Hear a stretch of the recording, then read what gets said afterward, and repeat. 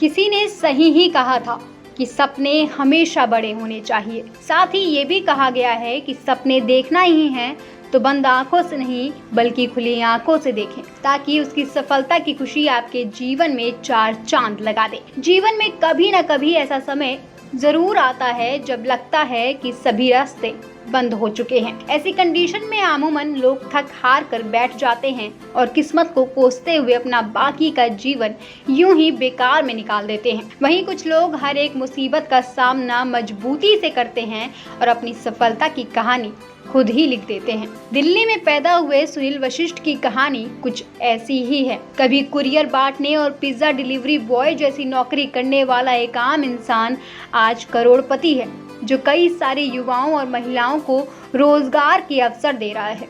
अपनी थोड़ी सी हिम्मत और बहुत सी मेहनत के दम पर सुनील आज सफलता की बुलंदी पर हैं। सुनील वशिष्ठ जो दिल्ली के रहने वाले हैं, शुरुआती शिक्षा की बात करें तो एक साधारण परिवार से होने की वजह से उन्होंने मात्र 12वीं तक की ही पढ़ाई करी। घर के हालात ठीक ना होने के कारण उन्होंने कम उम्र में ही पार्ट टाइम जॉब करना शुरू कर दिया। तंगी हालात के कारण कुछ ऐसा भी हुआ कि उन्होंने शादियों में जाकर वेटर का काम भी किया। लेकिन किसी काम को छोटा या बड़ा कहना लोगों के लिए कोई बड़ी बात नहीं है, लेकिन उस काम को करते करते भी बड़े सपने देखना और उसे पूरा कर देना ही बहुत सराहनीय है। सुनील वशिष्ठ के बारे में आपको बताएं तो वे एक सामान्य परिवार से ताल्लुक रखते हैं। उनका परिवार कभी 2 कमरों के घर में रहा करता था। सरकारी स्कूल में सुनील ने 10वीं पास कर ली और फिर कह दिया कि अब आगे की जिंदगी अपने दम पर जियो और सफल होकर दिखाओ। आपको बता दें कि ये बात साल 1991 की है। यहीं से सुनील ने पहली बार 200 रुपए प्रति माह के हिसाब से दिल्ली में डीएमएस के बूथ पर दूध के पैकेट बांटने का पार्ट टाइम जॉब शुरू किया। इसी तरह सुनील अपनी पढ़ाई का और खुद का खर्च निकालने लगे।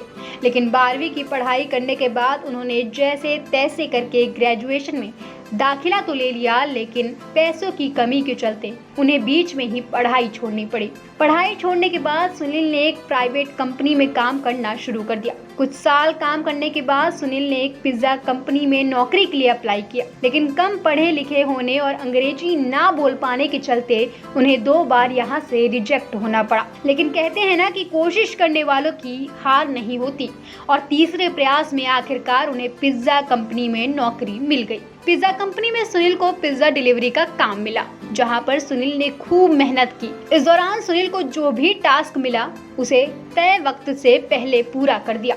इससे कंपनी में सुनील की गिनती बेहतर एम्प्लॉय के रूप में होने लगी। कंपनी में धीरे धीरे उनका प्रमोशन भी होता गया और वे मैनेजर की पोस्ट तक पहुंचे। करीब 5 साल तक उन्होंने यहाँ काम किया। आपको बताएं कि कंपनी में सुनील की पोजीशन और सैलरी सब कुछ पहले से काफी ठीक थी, लेकिन इसी बीच अचानक एक दिन सुनील की पत्नी की तबीयत खराब हो गई और उसको ऑफिस से छुट्टी लेकर घर जाना पड़ा। आगे सुनील बताते हैं कि अगले दिन जब वो काम पर गए तो छुट्टी को लेकर बॉस नाराज हो गए और सुनील से जबरन इस्तीफा ले लिया।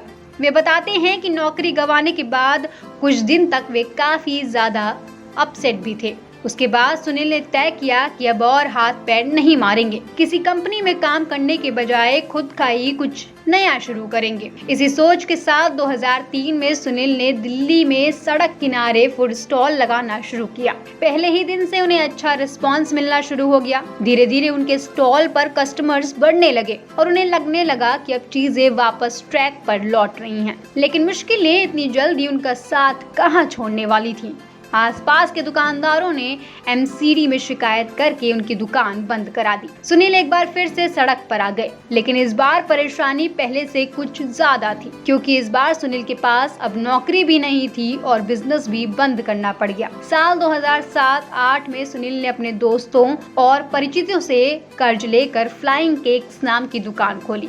करीब 1 साल तक उन्होंने बिना मुनाफे के काम किया।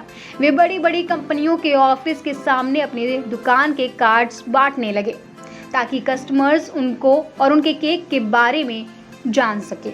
एक दिन एक महिला अपने बेटे के जन्मदिन के लिए उनकी दुकान में आई।